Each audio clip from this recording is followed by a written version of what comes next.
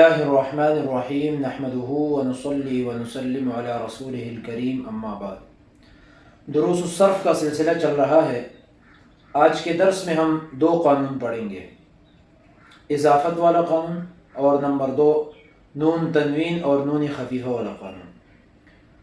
اضافت والا قانون، اس کے دو حصے ہیں۔ حصہ نمبر 1، نون تنوین کو دو حالتوں میں گرانا واجب ہے۔ نمبر 1 اضافت کے وقت، جیسے غلام زیدن۔ نمبر 2 الف لام داخل کرتے وقت، جیسے غلام سے الغلام۔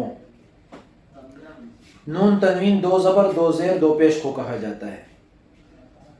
حصہ نمبر 2، نون تثنیہ اور نون جمع کو صرف اضافت کے وقت گرانا واجب ہے، جیسے ضاربان سے ضاربا زیدن اور مسلمون سے مسلمو مصر۔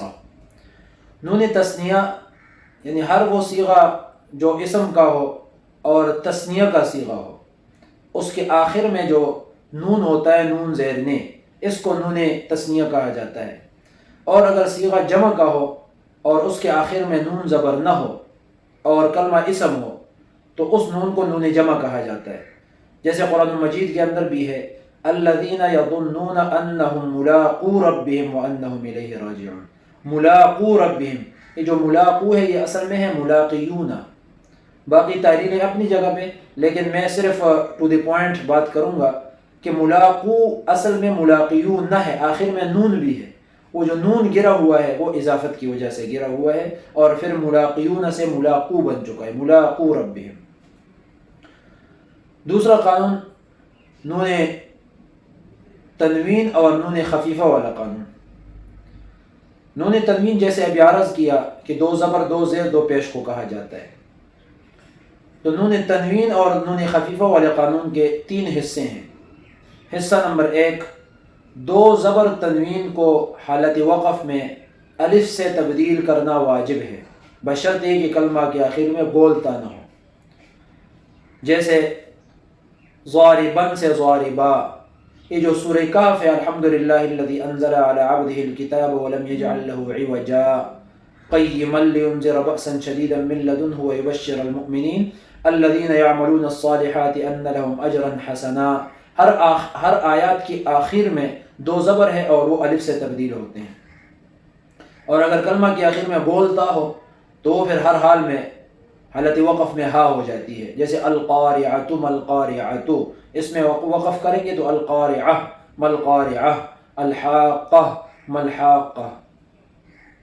حصہ نمبر 2، 2 زیر تنوین کو حالت وقف میں یا اور 2 پیش تنوین کو حالت وقف میں واو سے تبدیل کرنا جائز ہے، بشرطے کہ کلمہ کے آخر میں بولتا نہ ہو، جیسے کافرم بھی میں کافری پڑھنا، کافر پر جب وقف ہو تو پھر اس کافرین کی بجائے کافری پڑھنا جائز ہے، کافر بھی ٹھیک ہے اور کافری بھی ٹھیک ہے۔ ان اللہ علی کل شیء قدیر، قدیر، اب یہاں پر قدیرن کے بجائے قدیرو پڑھنا وقف کی حالت میں یہ بھی جائز ہے۔ حصہ نمبر 3، نون خفیفہ کو حالت وقف میں ماقبل والے حرکت کے موافق حرف علت سے تبدیل کرنا جائز ہے۔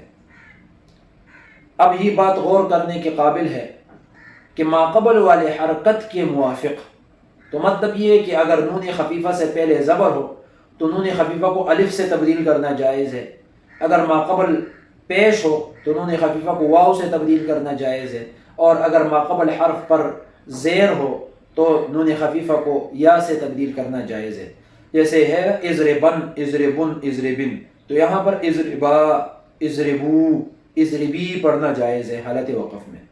یہ رہیں آج کے ہمارے 2 قانون، اور ان کی تفصیل آپ غور سے پڑھیں، غور سے دیکھیں اور ہمارے ساتھ رہیے، انشاءاللہ بہت فائدہ ہوگا۔